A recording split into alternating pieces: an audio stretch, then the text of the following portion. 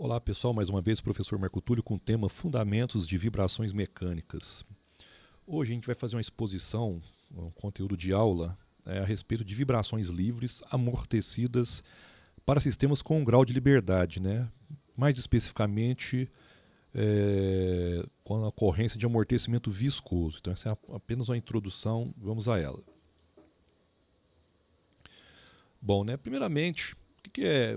Fala de amortecimento viscoso, em rápidas palavras, né? Só para contextualizar, o que é amortecimento viscoso, né? O amortecimento viscoso, gente, é aquele proveniente dos esforços cisalhantes que ocorrem em fluidos, né? Fluidos de uma forma geral, o ar, gases, óleo, a própria água. Então tem uns esforços cisalhantes, né, das camadas, né, você pode discretizando o fluido assim, então as camadas de fluido elas cisalham e tem um esforço ali por conta dessa interação. Isso em linhas bem simplificadas é o amortecimento viscoso. Então, assim, para tentar contextualizar ainda mais, né, o amortecedor propriamente dito, né, ele nada mais é, em sua solução mais simples, que um êmbolo, né, uma seringa. Imagina a seringa de aplicar injeção. É um êmbolo que contém algum fluido e que esse fluido ele vai impor resistência à movimentação desse êmbolo, certo? Então ele fica toda hora, o êmbolo comprime o fluido vai oferecer uma resistência, né? Normalmente esses amortecedores têm uns orifícios para permitir a migração de fluido de um lado para o outro. Uns permitem que o fluido passe com mais facilidade numa direção que em outra, né? Isso é conveniente muitas vezes, mas basicamente é o fluido que vai oferecer essa resistência, né, viscosa. Então isso aí é o amortecedorzinho clássico, né, dos esquemas que a gente vê por aí. Então vai dissipar calor por conta dessa compressão. Não sei se alguém já brincou disso, né? Ou já fez isso, pegou uma seringa, com seringa nem tanto, mas bomba de encher pneu de bicicleta ou de bola. Se você pegar e tampar o orifício da bomba e começar a comprimir, você vai perceber que sua mão vai começar a esquentar. Isso esquenta não é à toa, né? É justamente por causa do choque de molécula ali, de esforço cisalhante, de aumento da energia interna ali do sistema que vai fazer a compressão, ela promove isso. Então faz com que aqueça, então você está dissipando. E é justamente o que acontece, certo? Então essa é uma primeira modalidade, né? Assim, da maneira de explicar. Vamos falar um pouquinho de polímeros, né? Eu não quis colocar milhões de fotos, eu quis colocar uma figura aí que fosse representativa do ponto de vista microscópico, que é um polímero, né? Polímero, na verdade, é um emaranhado e sem exagero da expressão, é uma macarronada de cadeias poliméricas gigantes que estão entrelaçadas e que, quando ela é solicitada mecanicamente, essas camadas, esses novelos, elas têm movimento relativo, né? E esse movimento relativo, escorregamento interno, vai ter dissipação de energia também, né? Oferece resistência, né? Basta pegar aqui, você pega uma reguinha, essas de escola, reguinha de plástico mesmo, né? Se você consegue engastar essa reguinha ou segurar muito firmemente e dar uma excitação nessa régua, essa régua vai vibrar e vai parar de vibrar em algum momento. Ali não é metal, certo? E não tem amortecedor grudado ali. Então, mais uma vez, para ter amortecimento, não tem que ter explicitamente um amortecedor, porque tudo tem amortecimento interno. Então, esse amortecimento interno dos polímeros, dos plásticos, das borrachas, é justamente esse novelo que é desembaraçar, mas depois ele volta. Ele restitui, de uma certa maneira, a condição inicial dela, anterior, né? Quando o carregamento não está presente. Então é isso que acontece nos polímeros. Vai dissipar calor da mesma forma. Essa figurinha aí, na verdade, é um videozinho de um teste computacional, uma avaliação computacional, né? Em softwares comerciais de elementos finitos, que é uma reguinha imersa num fluido. Você pega a mesma reguinha que eu falei aqui agora, você coloca ela num córrego ou num recipiente, né, e começa a misturar. Então vai ter um acoplamento. O próprio fluido ele vai resistir ao movimento da sua régua e vão generalizar isso para uma estrutura, certo? Então o próprio ar, por exemplo, né, o ar ele amortece. É só que às vezes o efeito do amortecimento do ar é tão pequeno que muitas vezes a gente negligencia, essa que é a verdade. Mas na ponta do lápis ele contribui para amortecer as coisas, né? As estruturas. Então isso é uma representação só para indicar que aquele verdinho ele seria um fluido e uma estrutura imersa, impondo resistência e, por consequência, amortecimento. Tá? E lembrando que tudo que eu falei até agora, ele se comporta como um amortecimento viscoso. O comportamento da resposta dela a gente vai ver mais adiante, apesar de não ter uma viscosidade direta, mas ela se comporta como um amortecimento viscoso. Tá? E por fim, aqui também dissipa energia em forma de calor. E eu coloquei essa figurinha, eu tentei criar uma figurinha para mostrar, quando a gente pega agora, eu estou tratando agora de metais já tratando de metais. A gente sabe aí que os metais, dependendo do tipo de material que está sendo colocado, ele tem uma estrutura cristalina muito bem comportada, né? Tem um padrão de estruturas cristalinas que compõem o todo.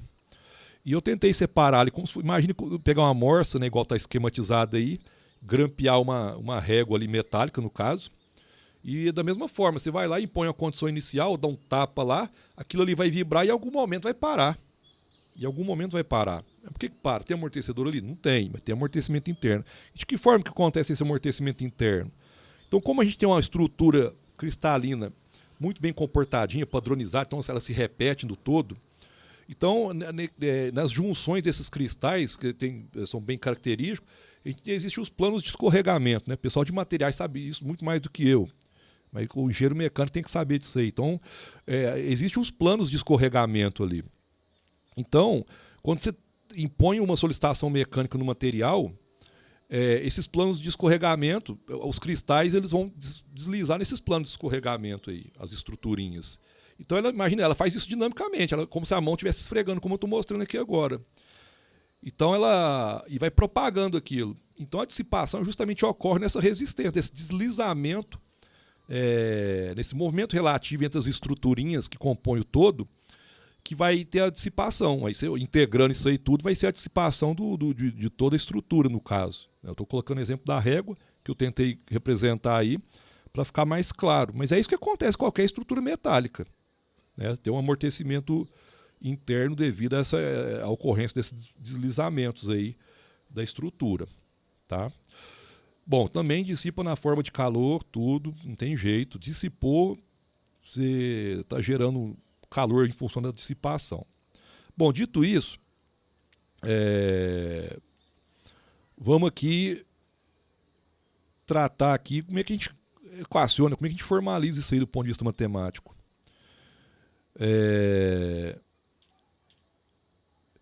Eu coloquei aqui uma figurinha que ela estava vibrando e chegou um carinha que apareceu aí. Deixa eu tentar aqui.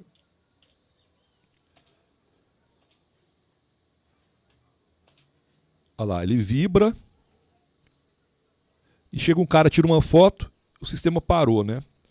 Eu coloquei esse fotógrafo aí de propósito mesmo, para a gente forçar o conceito, né? Como é que eu construo um diagrama de corpo livre?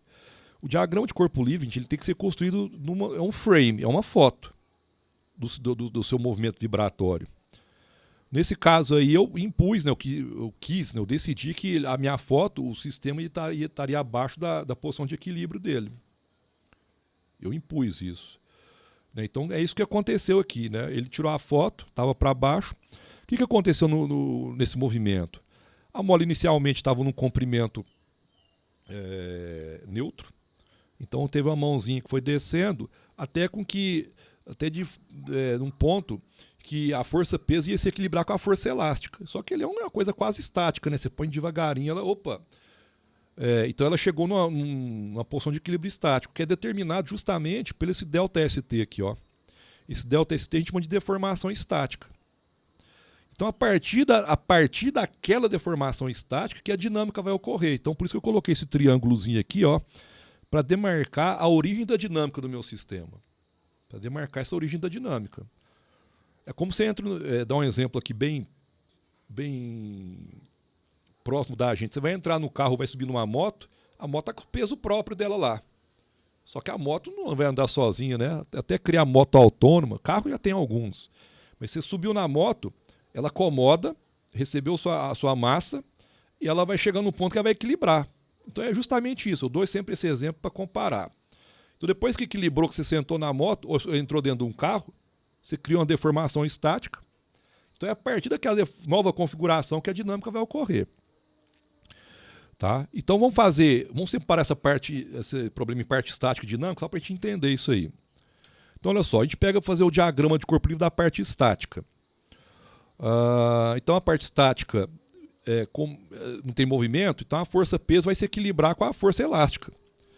Então a força-peso é mg, inevitável, e a força elástica ali naquela condição é a rigidez da mola vezes a deformação estática, que é pequenininha, né? Aqui está exagerado, gente, ó. Mas na prática é muito pequeno, frente aos deslocamentos que vão ocorrer depois. Então tá aí feito, não tem mais nada, tá parado. Então, se tá parado é equilíbrio, né? Então a somatória das forças aí, nula, igual a zero. Como eu estabeleci para baixo, né? Aqui, ó, isso aqui tem que concordar com isso aqui, ó. Para baixo positivo, então eu vou lá e aplico a lei do equilíbrio lá. Então mg igual a menos k delta st igual a zero. Então quer dizer que um é igual ao outro. Só para tirar essa informação.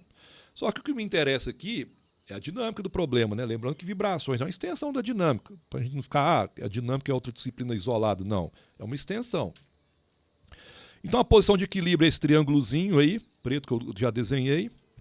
Então vai ser a nossa origem. Em termos de equacionamento para dinâmica, vai ser a nossa origem. Então vou montar agora o diagrama de corpo livre da dinâmica, que é o que me interessa no fim das contas. Então tá aí a massa. Tem uma força de amortecimento que se opõe ao movimento sempre, que é dado por Cx ponto, que é o modelo que denota o amortecimento viscoso, né, a força de amortecimento viscosa, onde o C é a constante de amortecimento. Aqui eu vou ter uma força de mola ou força elástica, que ela advém da deformação estática que já estava lá, mais o X, que é o movimento, é o deslocamento daquela foto. Naquele instante de tempo, deslocou X. Em cima dessa referência aqui, da posição de equilíbrio. Então, são forças que se opõem ao movimento. Aqui a força-peso, que ela tinha que estar lá mesmo. E pronto, não tem mais nenhum outro tipo de força. Vamos aplicar agora a segunda lei. Então, o somatório das forças externas igual a massa vezes a aceleração. Para baixo positivo, né? Mais uma vez, a direção que você colocou a foto tem que ser a direção aqui que você vai usar de referência para a aplicação da segunda lei. Tá? Isso é a fonte de erro até comum. Então, fazendo aqui, ó, força-peso concorda positivo, força elástica discorda negativo, e força de amortecimento discorda negativo. Simples assim. Agora é continha. Faz a conta. Olha só que interessante, né? A gente chegou num ponto aqui que deu um mg menos k delta st. Mas está lá na dinâmica, né? Pô, força-peso, né? Mas, ó, que coisa interessante, já vi isso aqui em algum lugar. Olha ele aqui em cima, aqui, ó. mg menos k delta st igual a zero. Então, essa parcela toda aqui ela é nula. Então, a gente pega, sabendo daqui, ó, da estática, ela é nula. Então, andando e eu reorganizando, jogando tudo para o primeiro membro, eu chego nessa equação aí. mx2 pontos, cx ponto, mais kx igual a zero. Ou seja, aqui eu tenho uma força de inércia, uma força de amortecimento e uma força de mola ou força elástica. Vocês estão percebendo que apesar da força peso estar lá presente, ela não entrou na equação do movimento? Tá? Mas isso aconteceu por quê? Porque a dinâmica ela acontece a partir já da estática já definida, com a deformação estática. Tá? Então, por isso que apesar dela existir, e ela tem que compor, ela tem que estar presente aqui no DCL, viu, gente? Tem que estar presente. Eu sempre recomendo isso. Então ela não está aqui. Não, mas não está aí o peso? Não está por conta da deformação estática já ter acontecido e a dinâmica ocorrer a partir dela. Então ela não participa. A massa ela vai contribuir na força de inércia, mas a força-peso em si, ela já foi implicitamente considerada já. Tanto foi que está aqui, ó, só que por conta da estática ela se anulou aqui. Chegou na condição que se anulou. Bom, então é isso aí, gente. Essa equação do movimento é uma equação diferencial de segunda ordem, linear, né, e homogênea. Tá? Tá? É uma equação diferencial. A gente tem que resolver essa equação diferencial, né? Então, da física agora virou matemática. Só que a gente aqui no escopo aqui é ser usuário da matemática. Não, a gente não vai desenvolver, ficar comprovando como é que tira a solução. Né? A gente vai ser usuário da informação. E a solução para essa IDO, a gente pode assumir de várias formas, né? Então, alguns livros, né, até a maioria deles, ele assume a solução que é uma constante vezes um exponencial de ST. A derivada se deriva, vai dar CS e EST, e a derivada segundo, que é a aceleração, CS ao quadrado e EST. Então, o que a gente vai fazer? Vai substituir essas três informações aqui dentro da equação do movimento. Né? A gente, substituindo e já fazendo os devidos agrupamentos, a gente chega com essa configuração. Né? Então vai ficar... Onde essa equaçãozinha aqui ela tem um nome. Chama equação característica, essa equaçãozinha aqui. Ó. Ela é equação característica, cujas raízes tem essa cara aqui. Ó. Cujas raízes tem essa cara. E em movimento, em vibração livre amortecida, a solução para essa equação diferencial aqui, ela vai ter uma cara em função do tipo de amortecimento, do tipo de resposta que vai ter da quantidade de amortecimento que vai ter aquele sistema. Né? Ou seja, depende desse C aqui. Ó. Em função desse C, eu vou ter respostas diferentes para a equação diferencial. Então, aqui, como é uma parte introdutória, a gente vai lançar essa proposta aqui, para a gente continuar o desenvolvimento da teoria. Então, quais são os casos possíveis, né, de ocorrência aqui? Eu tenho essa primeira possibilidade, né, onde que o CS sobre 2m ao quadrado é menor que K sobre M. Quando isso ocorre, a gente tem um primeiro caso que vai ser o tipo de resposta subamortecida para o sistema. Então o sistema ele vai ser um sistema subamortecido. Tá? Esse é o critério. Quando eu tenho a igualdade desses dois termos aqui, ó, eu vou ter um tipo de resposta que vai me dar um sistema criticamente amortecido. A gente vai tratar isso com detalhe mais adiante. Tá? Eu estou colocando as situações que a gente vai enfrentar. E por fim, quando essa desigualdade ocorre, eu vou ter um terceiro caso, onde o sistema é dito sistema superamortecido, cada um com suas particularidades, certo? Eu já adianto aqui que o tipo de sistema subamortecido é o de maior ocorrência aí na prática. Tá? Então, a gente lança mão de uma definição de uma constante de amortecimento crítico. O C é a constante de amortecimento normal e o C, índice C, é o amortecimento crítico. Então ele é definido, isso é uma definição, viu gente, como sendo 2m ômega n. Se a gente isola e faz uso de outras definições, qual que é a outra definição? Ômega n ao quadrado é raiz de km, por exemplo. A gente utiliza aqui, substitui e chega com essa configuração aí. Ó, ômega n. Então eu posso escrever o C, o amortecimento crítico, de várias formas. São expressões equivalentes aqui, viu gente? A partir dessa definição aqui, ó. Bom, definido a constante de amortecimento crítico, eu vou definir o fator de amortecimento crítico. O fator de amortecimento crítico, ele é calculado dessa forma. Eu tenho essa parte aqui, ó, essa razão, eu desmembro desse jeito aqui, ó. Eu coloco um C que já existe dividido pelo o CC que a gente definiu antes, multiplica em cima e embaixo por CC, no fim das contas, então não muda nada, né? Mas eu chego a uma outra expressão equivalente, né? Que eu defino que isso aí vai ser um zeta ou xi, depende do livro, viu gente? Essa letrinha aqui é zeta no caso, mas tem livro que coloca xi. Zeta ômega n, onde o zeta é justamente o fator de amortecimento. Uma coisa importante aqui, esse zeta ou xi, que é o fator de amortecimento, ele é uma grandeza adimensional. Tá? É uma grandeza adimensional, enquanto que o C ou CC tem unidade.